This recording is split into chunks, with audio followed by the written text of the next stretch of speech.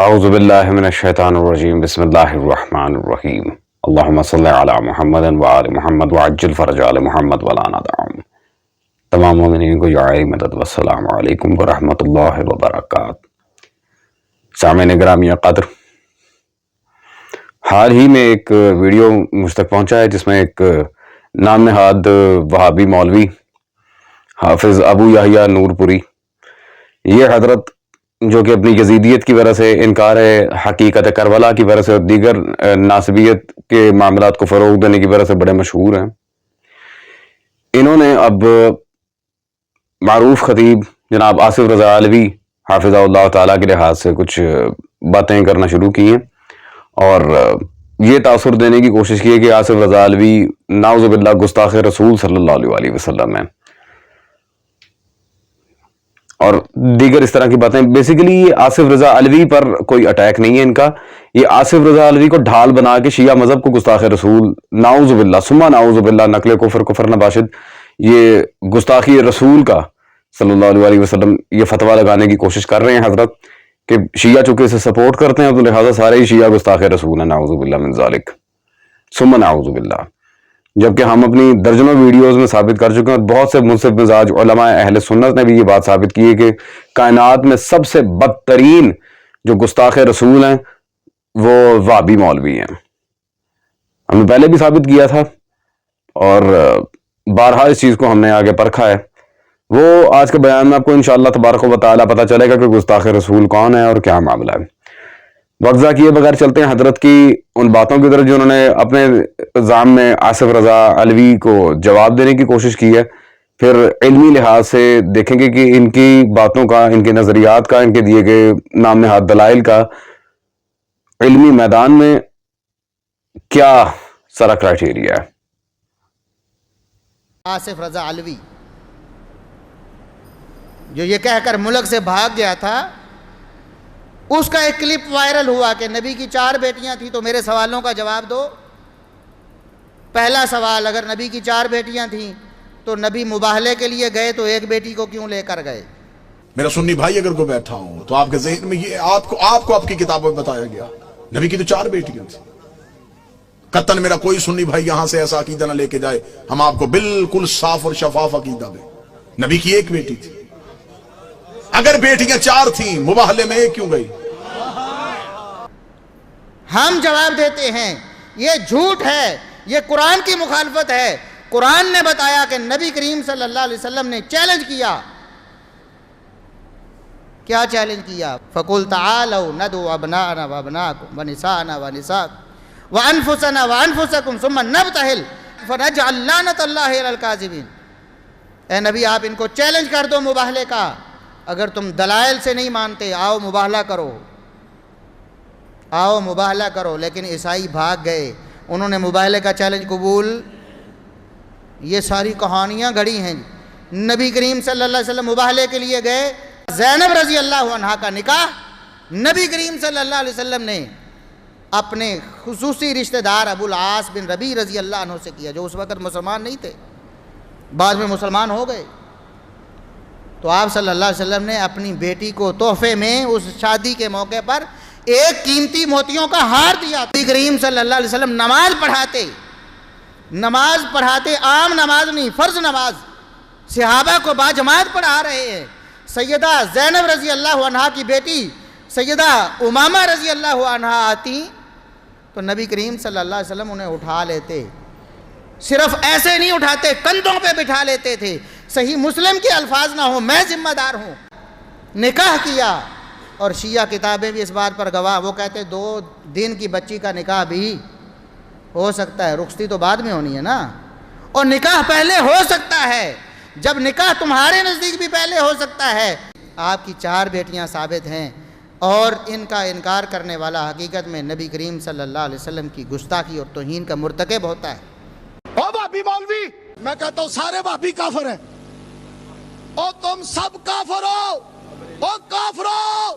جی سامعین گرامی قدر، بلا شک آپ نے یہ وہابی مولوی کی جو باتیں تھیں وہ سن لی ہیں. مولوی ابو یحییٰ نور پوری صاحب دیکھیں، میری بات سنیں اور بڑے غور سے سنیں.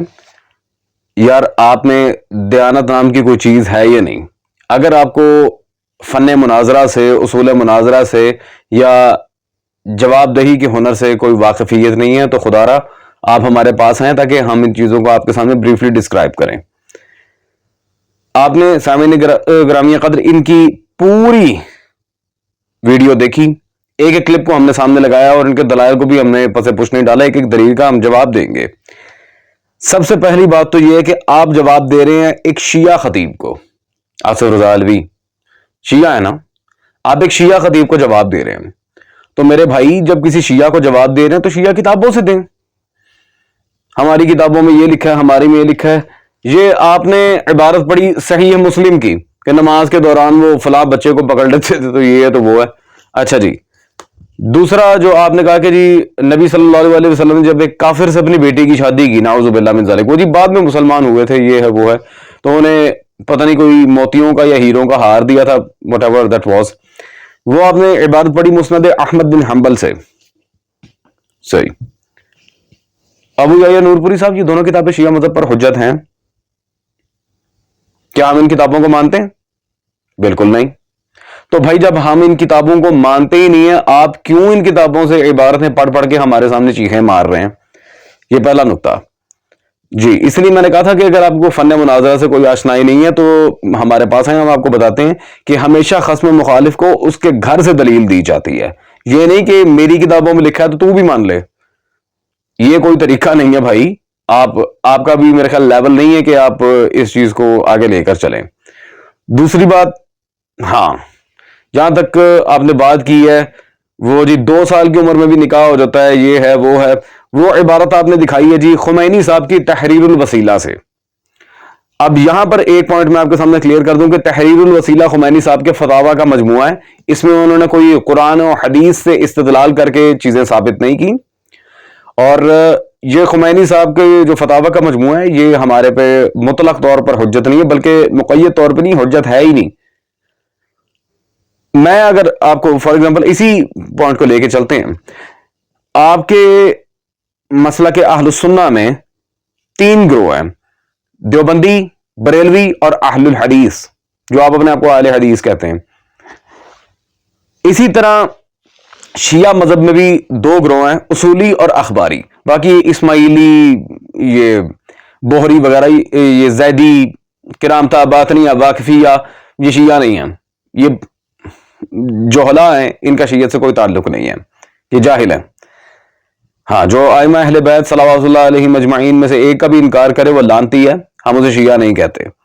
یہ ملعون طبقہ ہے جو اپنے آپ کو شیعہ کہہ کے شیعت کا نام بدنام کرتے ہیں. خیر ہم آتے ہیں اپنے موضوع کی طرف. کبھی انشاءاللہ تبارک و تعالی وقت کے دامن میں وسعت اتنی ملی تو ہم ان لوگوں کو بھی آئینہ دکھائیں گے ان کی اپنی کتابوں سے. خیر سامعین گرامی قدر ہم موضوع کی طرف رہتے ہیں. آپ نے خمینی کی عبارت جو پڑھی ہے، اگر اسی پوائنٹ پہ چلتے ہوئے میں آپ کے سامنے احمد رضا بریلوی کے فتاوی رضویہ سے کوئی عبارت پڑھوں، کہ آپ اسے تسلیم کریں گے؟ نہیں. یا اشرف علی تھانوی کی امداد الفتاوی سے کوئی عبارت پڑھوں تو آپ اسے تسلیم کریں گے؟ بالکل نہیں. آپ نے چھوٹتے ہی یہ کہنا ہے او یار بھائی دیکھیں جی وہ بریلوی ہیں، دیوبندی ہیں، ہم ان کی باتوں کو تسلیم نہیں کرتے. تو سر ہم اخباری المسلک ہیں، آصف رضا علوی صاحب بھی تقلید کے مخالف ہیں، میں بھی، اور دیگر جو ہمارے شیعہ احباب سن رہے ہیں ہمیں، ہم خمینی کے مقلد نہیں ہیں. تو جب ہم خمینی کی باتوں کو حجت ہی نہیں مانتے، آپ کیوں خمینی کے فتوے سے ہمارے اوپر آ کر چیخیں مارنا شروع کر دی آپ نے؟ وہ ان کے مقلدین کو بتائیں.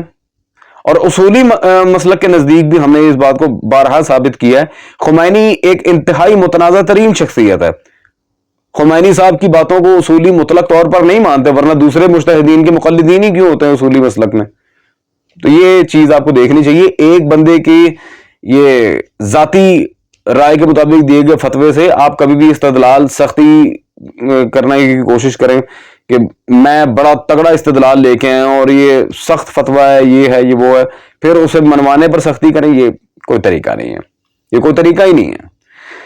خیر سامعین گرامی قدر، حضرت نے مشہور زمانہ آیا مباہلہ کے تحت جو واقعہ شیعہ سنی وائزین پڑھ کے سناتے ہیں کہ مباہلہ جب عیسائیوں سے طے پایا تھا تو نبی صلی اللہ علیہ وسلم ابناءنا کے تحت حسنین کریمین صلواتullah علیہ مجمعین کو لے کے گئے، نسائنا کے تحت جناب زہرا صلواتullah علیہا گئی تھیں، اور انفسنا کے تحت حیدر کرار کو صلواتullah علیہ۔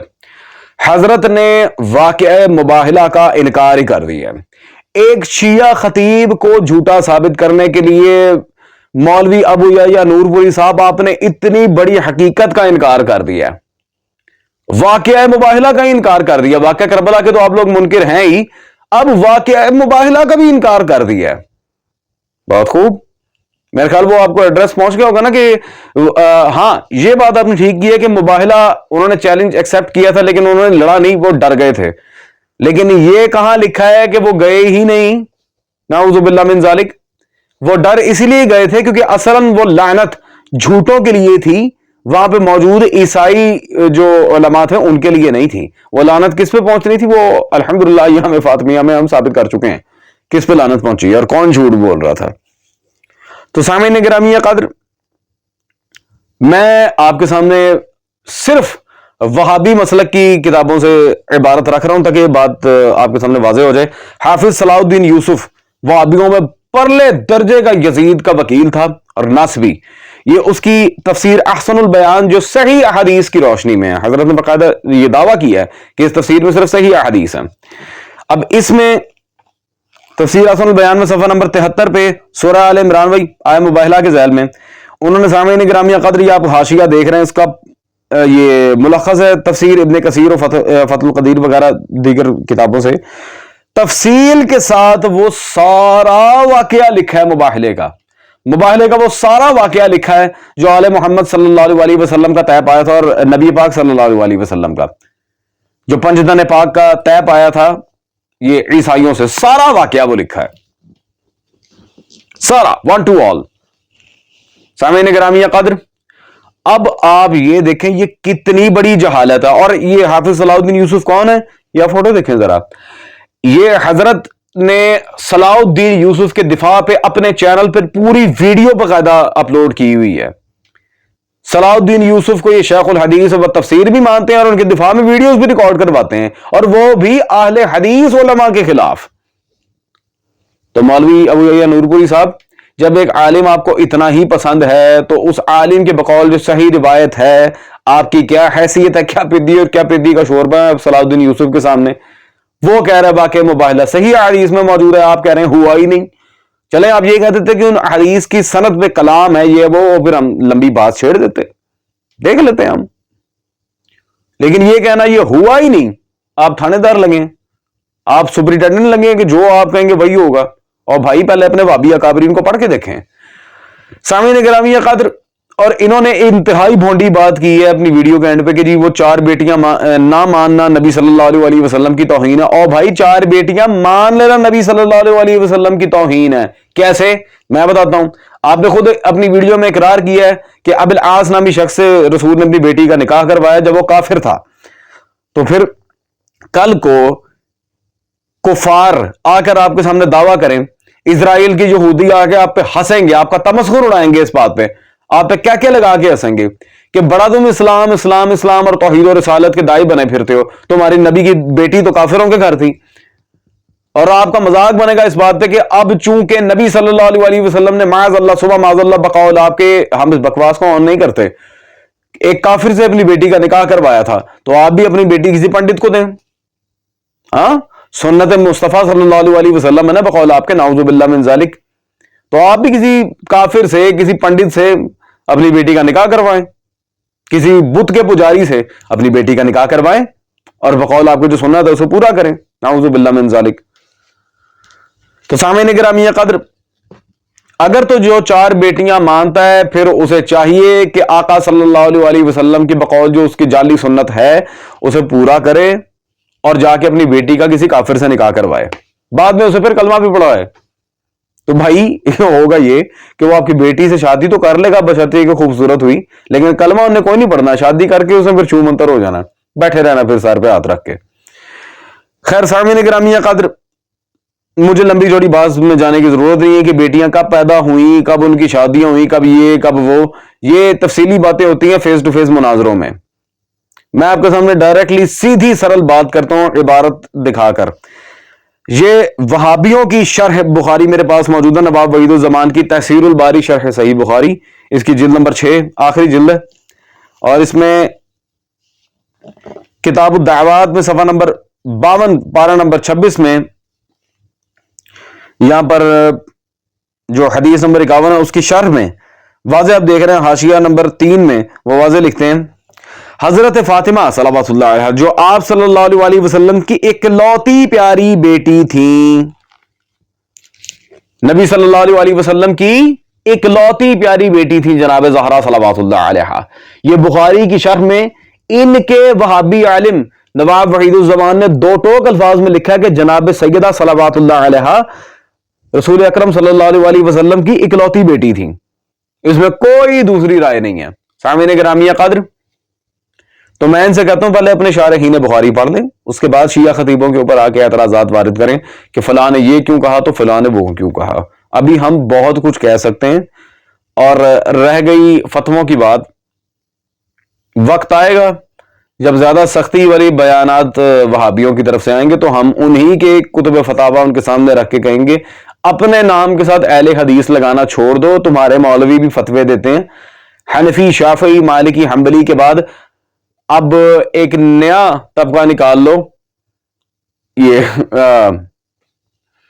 پاکستانی ہندوستانی وابی، یا پھر اس طرح جو بھی اپنا نام رکھنا ہے، وہ جس طرح ڈویژنز بریلی اور دیوبند کے نام پہ ہوئی ہیں، تم بھی انڈو پاک وابی ایک نیا فرقہ لانچ کر لو، کیونکہ فتوے تمہارے علماء بھی دیتے ہیں، فتاوی ثنائیہ، نظیریہ وغیرہ جتنے بھی ہیں، فتاوی ابن تیمیہ بالخصوص۔